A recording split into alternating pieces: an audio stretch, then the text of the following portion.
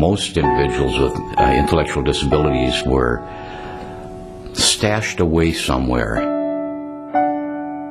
They were put into institutions.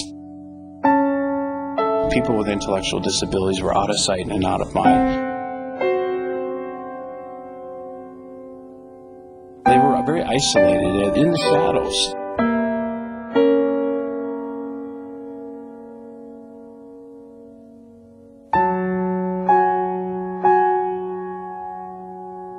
And those of us who have seen children live in the shadow know that a country as rich as ours can't possibly justify this neglect.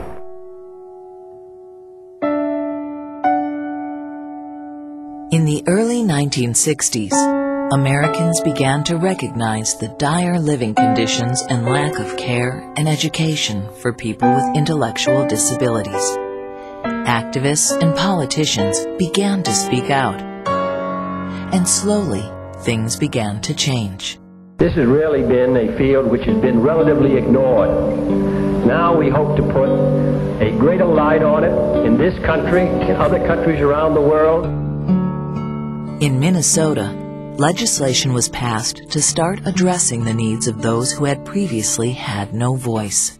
When the state institutions closed and individuals moved out into the community, some came back and lived with their parents. Many people went through life with very few experiences with people with developmental disabilities. That presented the situation. How are we going to educate? How are we going to assimilate these individuals into the community? My class was the first class in the high school at Red Wing. And when we got in there, we found out that not only the students were afraid of my students, but the staff was as well. Let me win. But if I cannot win, let me be brave in the attempt.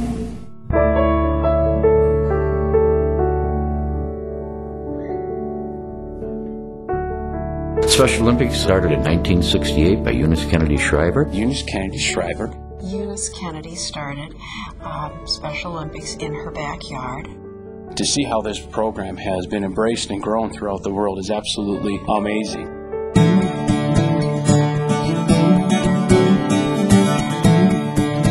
Because of the great vision of Eunice Kennedy Shriver and the tremendous response to Special Olympics, programs began to pop up all over the country. And in 1973, Special Olympics Minnesota opened its doors. Since 1973, we've seen the program grow throughout Minnesota, not only in activities, but also in volunteer numbers and athlete numbers. Special Olympics Minnesota has some type of presence in nearly every community throughout the state. Now, more than 6,000 athletes throughout Minnesota compete in 16 Olympic-type sports. Special Olympics provides all these different opportunities for families, for their children to be involved. Minnesota, in my mind, has always been ahead of the curve. We're one of those organizations in Minnesota that take on new initiatives and new challenges and are leading the way in what is considered non-traditional Special Olympics initiatives. Even beyond sports is a place for our athletes to really work on personal skills, on work on their public speaking skills, and work on things that roll over into their personal life. We've been training athletes as global messengers to speak in front of a group. We've been training athletes to serve on boards and committees. We've been training athletes as volunteers. We've been training athletes as coaches. Athletes as coaches is a great opportunity for athletes. And I would like to be a coach for the team. I think it would be a good idea, like helping them staging, not telling them what to do, no. Just helping them to stage and get to their events on time, have those things.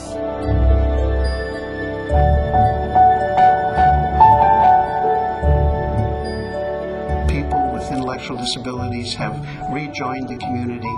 They've had the opportunity to learn. They've had the opportunity to develop, and importantly, they've had the opportunity to participate and contribute. Only 10% of people with intellectual disabilities have a job.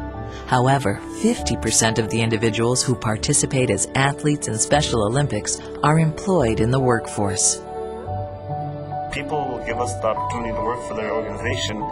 It's a better asset to their company. Where people are beginning to look at our athletes as individuals, as capable individuals, and looking at the ability, not the disability. Our athletes have seen the change throughout the generations that the Special Olympics can provide, and now our athletes are that voice that are going out there and saying, hey, this Special Olympics was my foot in the door and enabled me to do the following things.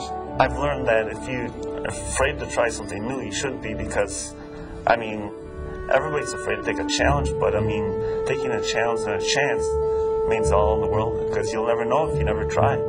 Yeah, I think that's important to do that, to learn more independent things, and before you go out in the community, to do it yourself. I think that's more helpful. Special Olympics has given me more opportunities than I could ever appreciate or thank, because every chance that I get, I want to give back as much as I can.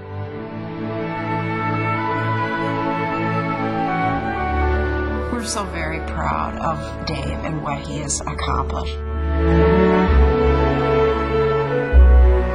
When you see your child accomplish things that you never thought they would be able to do, it changes your world. And Special Olympics has changed Dave's world. I think Special Olympics has been a major force in changing public perceptions of people with intellectual disabilities. Where now, I think people focus on, look what Johnny can do, look at the job he holds, look at the success he's had. The skills that they learn, the self-confidence they learn through Special Olympics, they carry for the rest of their lives. All the years I've been in Olympics, they helped me a lot. People with developmental disabilities are working in the restaurants where we all go to eat. They're in the theaters where we go to watch movies. And in fact, they and we are today the same thing.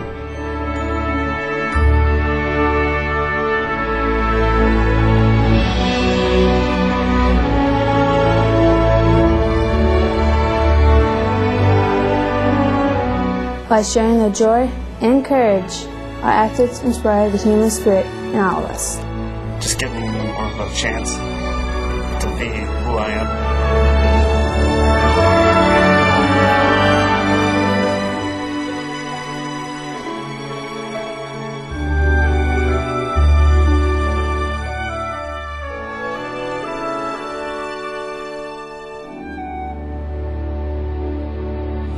Let me win. If I cannot win, let me be brave. Only attempt.